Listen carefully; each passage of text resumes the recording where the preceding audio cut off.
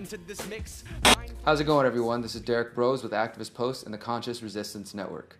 Today we're going to be talking about the latest developments in the protracted war in Syria and new developments in the conflict against North Korea, and how all of this affects you and whether or not we're going to World War III. First off, I want to say this. I am not an expert in geopolitical analysis. I do my best as an individual, as a critical thinker, as a free thinker, and as a journalist to study multiple sources, to read everything I can on a topic, and to analyze multiple angles to see who benefits from any given situation, especially as it relates to geopolitics, to resources, to the economies of nations across the world, and to power plays that exist. We have to understand that despite the fight for a quote-unquote new world order, there are probably factions that exist in the fight for this new world order. We have the Western nations, NATO, US, Britain, Saudi Arabia, all the Western allied nations, Australia, etc., essentially the current stage of the British Empire and the British Crown and their colonies that are spread far and wide, and their allied nations. We have that world order, and there may be even further divisions within that.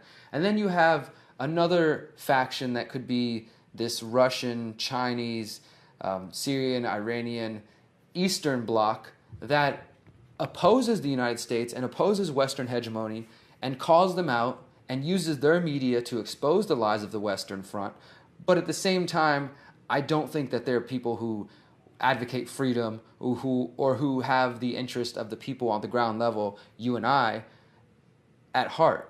These people are still tyrants, they're still statists, they are still working to promote their message, their ideas, and at the end of the day, I don't think it's going to be anything that benefits the people. So I want to get that out of the way. The ideas that I'm putting out there, they are not specifically only anti-Western, but they are also anti-Eastern in the sense that I'm not trying to say Putin or Assad are heroes. So let's get that out of the way, and let's try to look at this objectively. First off, we'll start with an article that I wrote for Activist Post called "Former Department of Defense Science Advisor Debunks Claim of Syrian Chemical Attacks."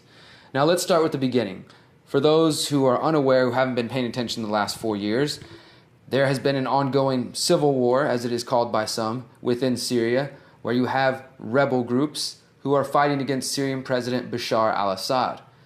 Now these rebel groups, which consist of groups like Al-Nusra Front, which is tied to Al-Qaeda, and other radical groups, some that have been tied to ISIS, and groups the U.S. says are terrorists, the U.S. is now funding these guys to try to get them to fight against Syrian President Bashar al-Assad.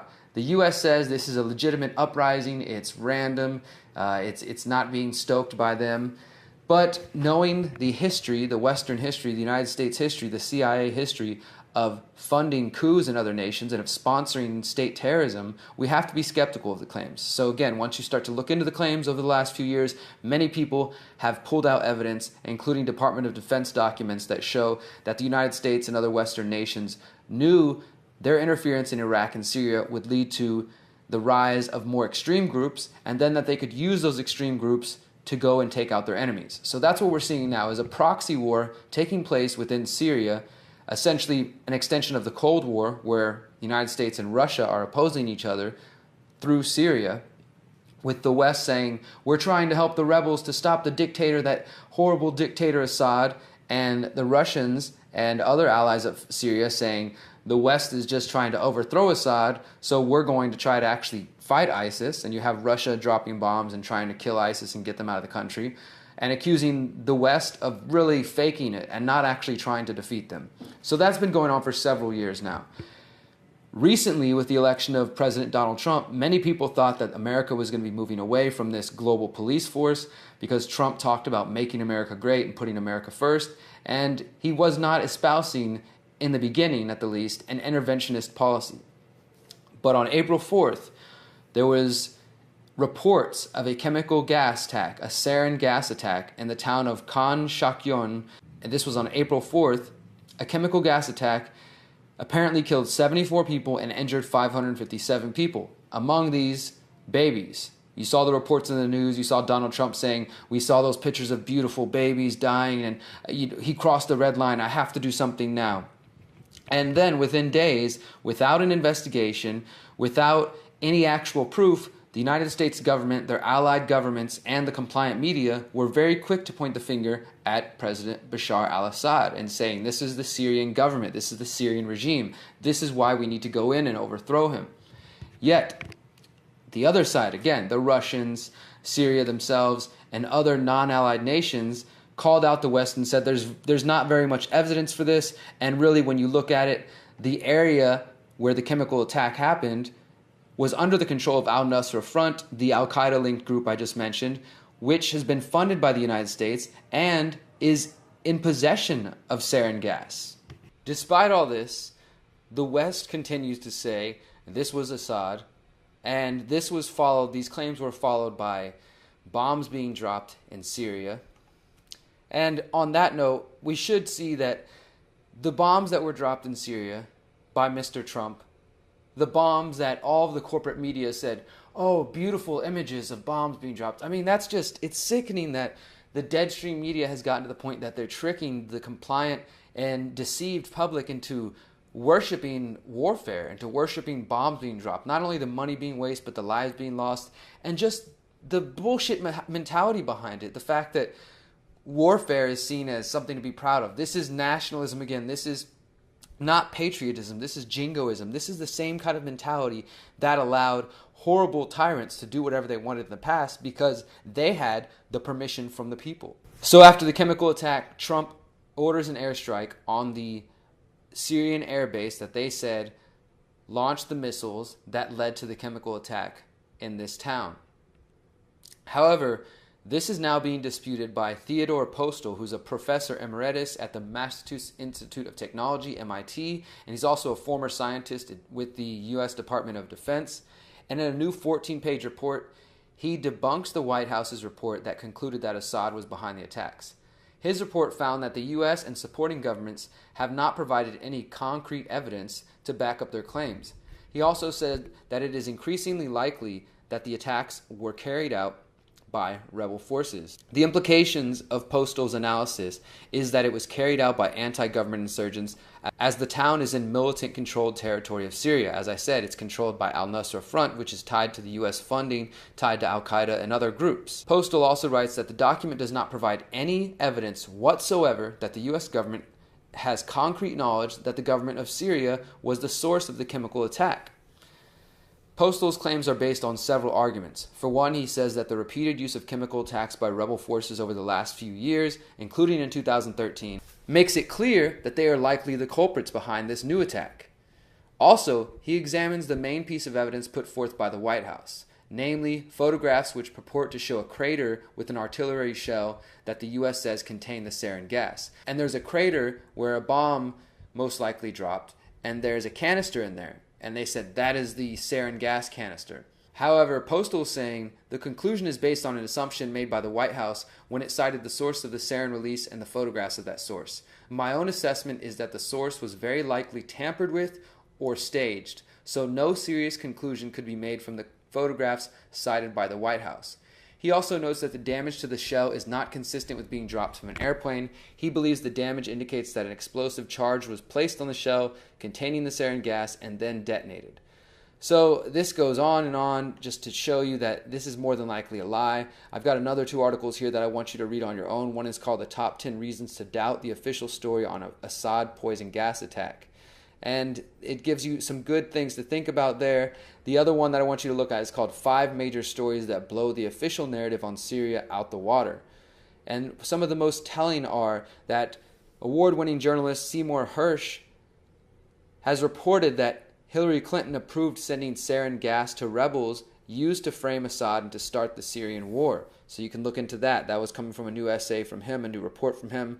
We also can go back and remember that Putin previously revealed that ISIS, our supposed enemy in Syria, is funded by 40 members of the G20, these 20 biggest nations, most strong, wealthy nations in the world that are allies to the United States. Putin said that there is evidence that they are funding ISIS. There's also this declassified CIA document from 1983 that show that there's been a long-term plan to destroy Syria for an oil pipeline that could benefit the U.S.'s ally, Turkey. And then you also have more recently General Wesley Clark, after 9/11, giving an interview to Amy Goodman saying that the U.S. has a plan to go into 7 different countries. They're going to go into Iraq, Afghanistan, Somalia, Libya, Syria, and then eventually Iran. I think he also said Lebanon as well. So essentially, the West is planning to take over that whole area and carve it up for their allies, Israel, Saudi Arabia, among others, and to use it for whatever purposes they choose.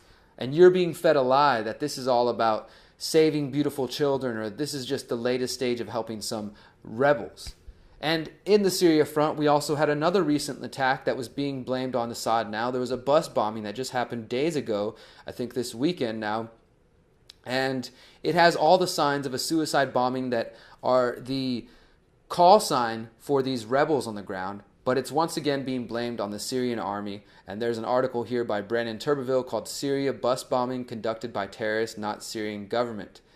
And I advise you to read that as well. All the links will be below this video so you can read that.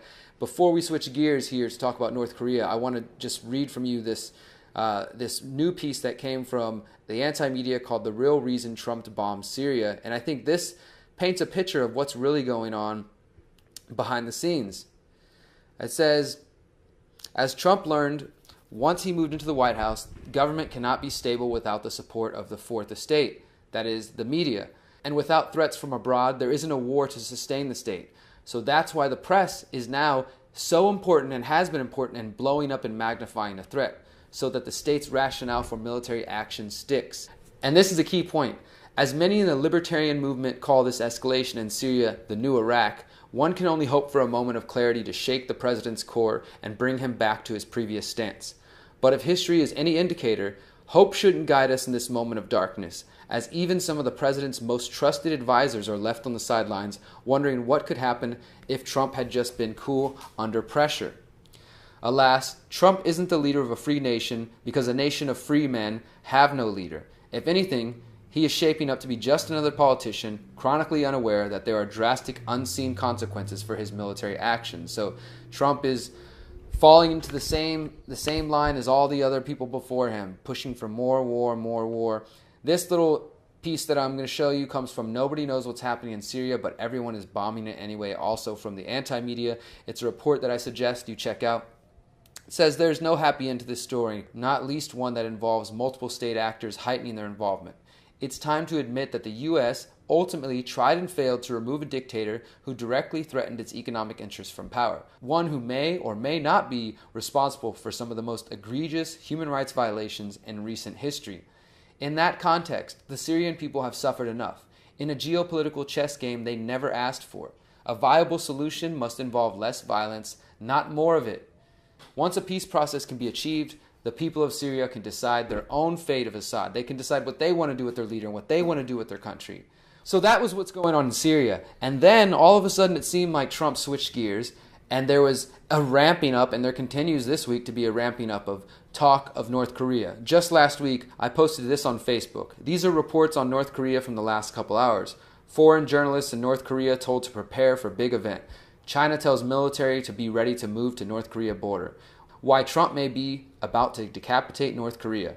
Trump says he's prepared to take on North Korea without China if needed. Kim Jong-un orders immediate evacuation as tensions with U.S. escalate. Trump on North Korean threats. We are sending an armada.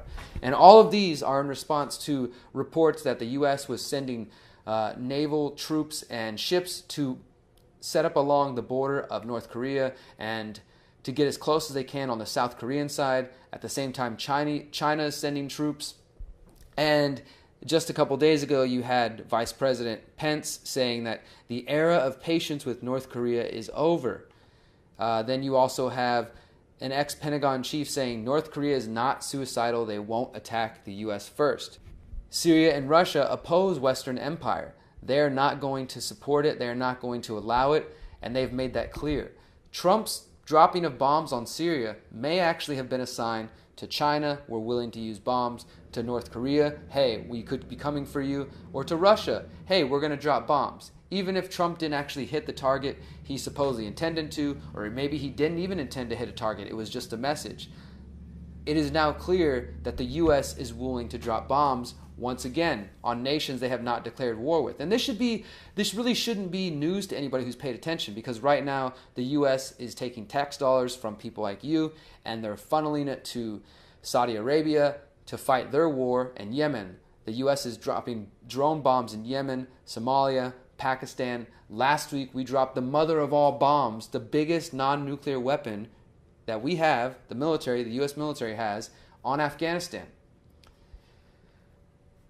The increasing of reports about the danger of North Korea, I have trouble deciding whether or not these are legitimate and people should be concerned that we should be buying our bunkers and buying our iodine so we don't die from nuclear war, or if this is just a part of this fear paradigm. You know, I hesitate to even report and talk about these things because I think it's important for us to know what's going on geopolitically. We have to understand that there are false flags being pushed, there are lies being pushed by the Western media and the Eastern media. Most of these people do not have the common man and woman and human beings' interest at heart. They are only thinking about themselves, and we have to recognize that. But we got to cut through the bullshit, and we actually have to try to find the truth. North Korea, the people there are heavily propagandized. They're heavily indoctrinated. People who have escaped, some of them have come to find a more free life living elsewhere. Some of them have come to be puppets for the Western media in order to spread anti-North Korean propaganda. Either way, we can see that the man who runs that country does not seem to have his people's interest at heart. But he also opposes the Western powers.